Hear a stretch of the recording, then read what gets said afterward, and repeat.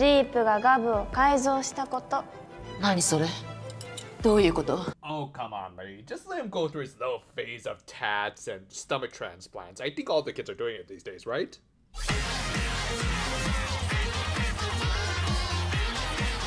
After one of the most cruelly ironic recaps ever, of Honto explained the fallout with Kenji and how he let him live only for Glotta to end up taking him out, we open with Shoma looking into your very soul. じゃあ俺てんてんおじさんのお見舞い行こうかな。具合悪いの？あ、ごめん。大きさだった。Hi, Mr. Flag. I wonder how many are going to be raised throughout this episode. Let's count them up. But yeah, Shoma was worried about his grunkle having lost all of his teeth to cavities, as he claimed, and unfortunately, medical science hasn't reached a point where they can make stomach veneers. Satsuka, though, of course, knew the truth. みんなには内緒じゃよ。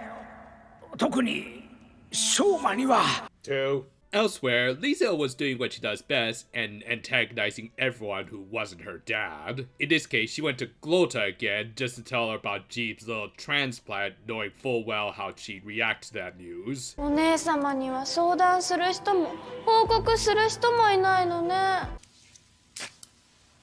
Hold on, I don't think that clip covers the amount of gas she lights. Oh, I know.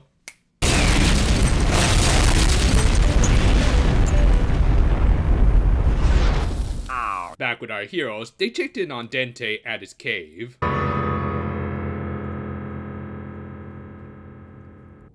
Three. Man, like most old geezers, he was whining about not getting his way as he wanted to go out to eat for once, which would be a little difficult when not only did he not have a human disguise, but he was technically naked.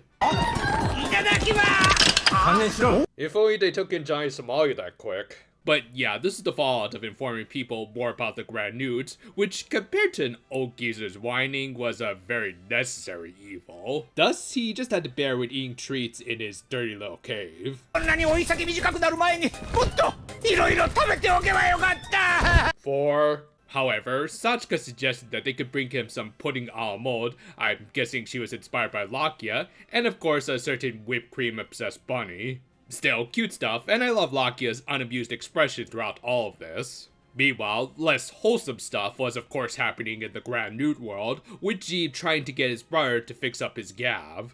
Naivo found nothing wrong with it, resulting in the femboy just going into full Karen mode and complaining about it. I guess you could say it's mirroring the stuff with Dente, with an old and young man whining, even though Jeep should be like in his 20s, so no real excuse for him.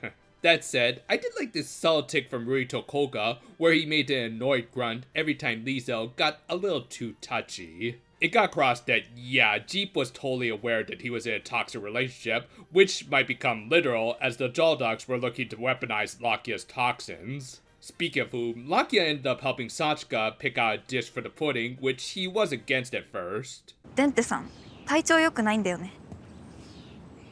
え？ 5. This little statement proved to be a little triggering for Lakia, as it reminded him of how he ended up ignoring the trouble his little brother Komel had gotten himself into. And by the time he finally noticed this, he had pretty much already met his end. Thus, fearing that history might repeat itself, 6. He went full in on helping find a plate. This was a strong character moment for the writer, of him dealing with his trauma and guilt over Komel, that was kind of thankfully followed up by some levity, of him picking out plates based on how tasty they look rather than what they would put on them. 酸味が強い。プリンには合わない。酸味 I mean, to be fair, that's why we don't need our copper dishes. Meanwhile, Shoma ended up running into the candy shop owner, which, yeah, can we really just stop being around the bush at this point and just come out and say that he's like Michiru's brother or something? I mean, they established that he was going to see his parents' grave, so at this point, he may end up being the only remaining family member on his mother's side, and soon enough, probably the only amiable member of Shoma's family in general. Speaking of which, Shoma's elder siblings were still at each other's throats, with Glotta still struggling with the idea that she had lost all control of her family at this point. This included Naivo, who, I will say right now, has been probably the least developed of the Stomach siblings, mostly just being the shady little schemer. Hopefully we'll get to learn more about him as the show is winding down, because right now, I wouldn't say his motivations are the most clear, other than him just doing it all for real science. Try it. Granted, the scene did seem to establish they harbored some ill will towards his siblings, including Glotta, who he just saw as a hindrance, which of course didn't sit well with her. And 7. By the way, I'm pretty sure that's not what would happen to an iPad if you just threw it down. And now I need a new cover. But yeah, thanks to the plot convenience iPad, Glotta was clued into her great uncle still being alive. Thus, she decided to pay him a little visit. At the same time, our heroes were putting together the components of their putting all a mode. And it was cute stuff, especially the gochujos mimicking Shoma's fruit slicing, and Lakia struggling to whip the cream. Like, come on Sachika, give the poor guy a hand mixer or something. However, this is all meant to be a bit of a soft buffer for the next scene. I will say, I really like some of the subtlety of the scene, as after leaving behind a video message that we will see next week, Dente sat down rather solemnly into his chair, implying that he was ready to go anytime as he knew his days were numbered as he had previously stated. Thus, he probably got into the habit of anxiously waiting for the Reaper to come for him, though of course up until now he was only visited by friends and loved ones, which acted as a major sigh of relief each time. Thus, when his latest guest clearly had bad intentions, he still wanted to treat her like a loved one. This led to easily one of the strongest scenes of this whole show, as Dente effectively psychoanalyzed Glotta. He pointed out how deep down she likely treasured her family above all else, but at some point she couldn't separate them from their big business that was always going to end up destroying them. Yeah, they could blame Shoma for rebelling against them all they want, but really, when you're dealing in some very addictive candies, misfortune would always show up eventually. A corrupt politician like Boca likely always would have gotten involved at some point, and the stress of it all would have gotten the siblings at each other's throats with or without Shoma. However, Glotta, being the second eldest, always tried to convince herself that in spite of that inevitability, that she'd always be able to somehow keep her family together, and yet with seemingly 2 members already dead, she still couldn't admit to her poor choices, all because she wanted to maintain one facade. 本当は寂しいんじゃろう。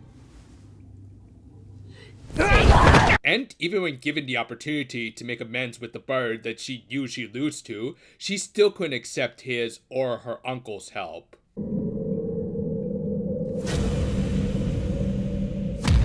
Yep, for likely reals this time, Dente was indeed dead by way of Glotta's scythe. One that left a familiar wound that, unlike with Mantis, was a flesh one that Lakia could properly eyeball the size of. Yeah, as it turned out, that twitch from all the way back in episode 20 was Glotta not likely recognizing the name of Lakia's brother, but it was her picking up that maybe it was one of the many guys she had killed. Do you have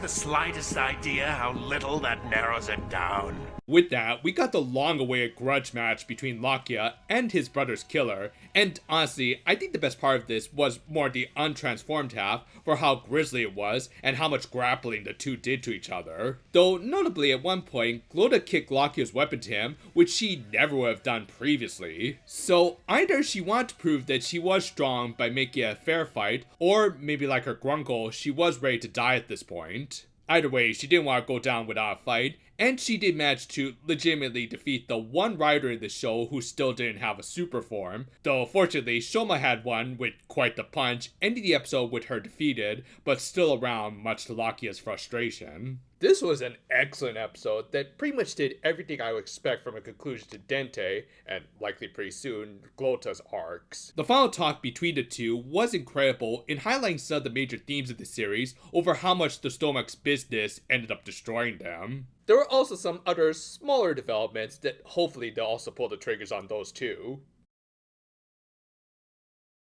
While I know some have gotten tired of the storyline, I for one find the downfall of the Stoma family to be one of the most interesting parts of the show. They were always doomed to fail, but it's fascinating to see characters like Glotta try to resist it, even though, like in this episode, she ironically enough ended up contributing to it.